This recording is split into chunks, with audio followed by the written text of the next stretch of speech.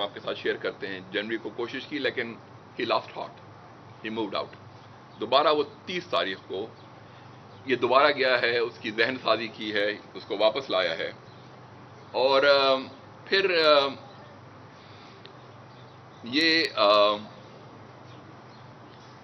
مطلب مارننگ میں جاتا ہے وہاں پہ, دوبارہ اس کو چرسیان مسجد باڑہ سے اٹھاتا ہے موٹر سائیکل پہ.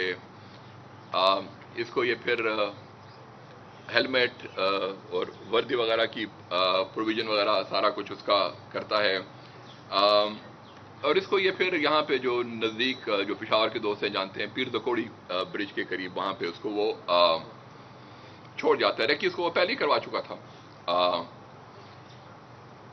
اب اس کے بعد ظاہر سی بات ہے یہ اس کو چھوڑ کے گھر چلا گیا, اور وہ جو خودکش بمبار ہے وہ یہاں پہ آیا ہے, اور اس نے وہ خودکش حملہ کیا ہے. جب خودکش حملہ ہو گیا ہے تو پھر اس کی کامیابی کی اطلاع بھی اس نے ٹیلی گرام ڈیوائس پہ اپنے ہینڈلر جنید کو دی ہے. اس سارے کام کے اس کو 2 لاکھ روپے پاکستانی میں, دس task which cost the lives of 100 بندے اس پہ شہید ہوئے. تو فی کس اس بدبخت شخص نے اپنے ہی بھائیوں کا سودا 2000 روپے 250 بندہ زخمی ہے جن کے کچھ کی لائف تھریٹنگ انجریز.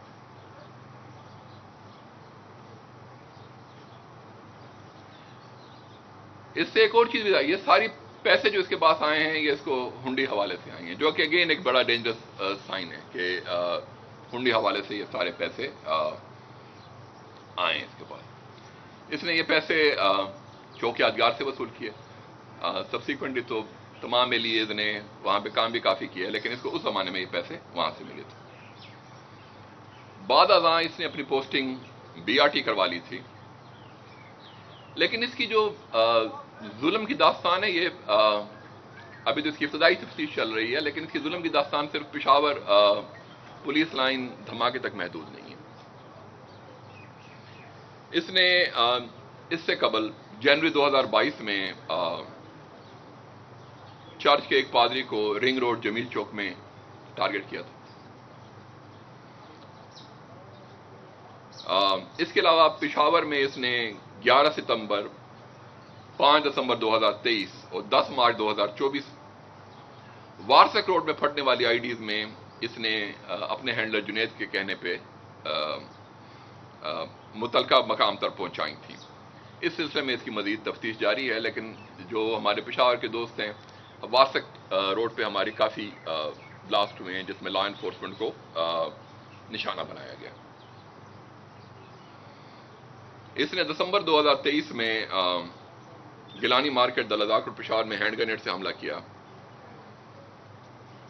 فروری 2024 میں اس نے جماعت الاحرار کے لاہور میں موجود اپنے ایک ساتھی سیف اللہ کو ایک پسٹل دیا, جس سے اس نے وہاں پہ ایک قادیانی کو ٹارگٹ کیا. مارچ 2024 میں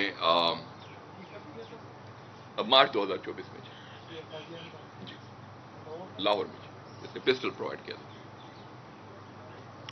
فیضان بٹ نامی شخص تھا جس کو دیا تھا.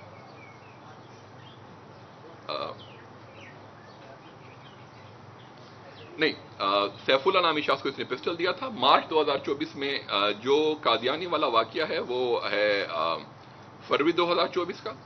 جو مارچ 2024 والا واقعہ ہے اس میں اس نے فیضان بٹ نامی لڑکے کو پستول دیا تھا, جس سے اس نے 2 پولیس اہلکاروں کو لاہور میں شہید کیا تھا.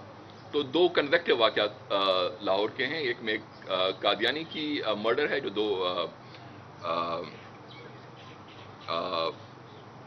فروری 2024 میں پیش آیا, پھر جو پولیس والوں کی شہادتیں ہیں وہ مارچ 2024 میں پیش آئی. اپریل 2024 میں اس نے پھر موٹر وے چوک میں 3 ہینڈ گرنیڈ, شب قدر میں 3 ہینڈ گرنیڈ, پاخا غلام میں 20 ڈیٹونیٹر اور 2 پستول چمکنی میں ڈراپ کیے تھے. تو ظاہر ہے یہ اپنی پولیس یونیفارم کا اور پولیس میں ہونے کا اس نے فائدہ اٹھایا اور اس کی سیف ڈراپنگ وغیرہ یہ کرتا رہا. جون 2024 میں اس نے لکمان نامی خودکش کو 12,000 روپے اور خودکش جیکٹ کے ساتھ لاہور کے بس پہ بٹھایا. سبسیکوئنٹلی وہ پکڑا گیا تھا اور اس کا پورا جو وہ تھا انٹراج تھا جی وہ ایک اچھی کارروائی تھی جو سی ٹی ڈی کے پی نے کی تھی، اور ظاہر ہے اس کو اس میں وہ جو ایک ممکنہ وہاں پہ حملہ ہونا تھا اس کو ناکام بنایا گیا تھا. پھر جون 2024 میں اس نے باڑہ خیبر سے خودکش جیکٹ حاصل کی، اسے رحمان بابا قبرستان میں رکھ دیا اور ایک S P jacket, suicide bombing والی جیکٹ دنیا کے کہنے پہ موٹر وے چوک پہ چھپائی. یہ ٹیلی گرام پہ رابطہ کرتا تھا، اس کی ویڈیوز بناتا تھا، وہ اپنے ہینڈلر کو بھجواتا تھا تاکہ جو اس نے پک کرنی ہو اس کو ایگزیکٹ لوکیشن پتا ہو کہ کہاں سے اس نے پک کرنی ہو. تو اس سارے واقعات میں یہ شامل رہا ہے. اس کو جماعت الاحرار کے تھرو 40 سے 50,000 روپے مہینہ ملتا تھا جو اس کو ہنڈی حوالے کے ذریعے وصول کرتا تھا. یہ ظاہر ہے لیٹلی جب یہ اور کام کر رہا تھا تو اس میں ہاتھیں چڑھ گیا اور یہ ہمارے ہاتھ آ گیا. میں اس کا ایک وہ آپ کو سنوانا چاہوں گا کہ آپ سن لیں کہ یہ اپنے زبانی کیا کہتا ہے، اور پھر I will be open to any question that you have. تو اگر آپ